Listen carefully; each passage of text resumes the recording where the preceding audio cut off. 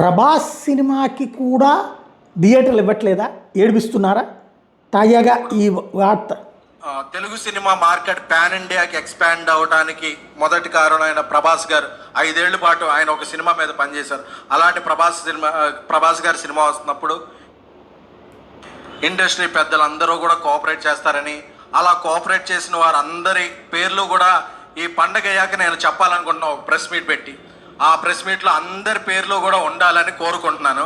ఎందుకంటే నాకు ఒక థియేటర్ ఇస్తే 100 సార్లు చెప్పుకుంటాను, ఒక థియేటర్ లేకపోతే 200 సార్లు చెప్తాను. అది నా నిజం ఏంటో. Thank you. ఇది అంటే ఆయన సినిమాలకు కూడా ఇబ్బంది పెట్టేటటువంటి పరిస్థితి ఉందా? ఇదే అర్థం కాంది. ఆ నలుగురు చేతిలో ఉన్నటువంటి థియేటర్ల పుణ్యమా, వాళ్ళ నుంచి అయితే బయటకు కాపాడేటటువంటి ప్రయత్నం ఇంకా ఎవరు చేయకపోవడం అనేటటువంటిది దారుణమైనటువంటి విషయం అన్నది మాత్రం మరొకసారి స్పష్టంగా కనబడుతోంది. మరి అది ఎప్పటిదాకా ఉంటుంది అన్నది అర్థం కాదు.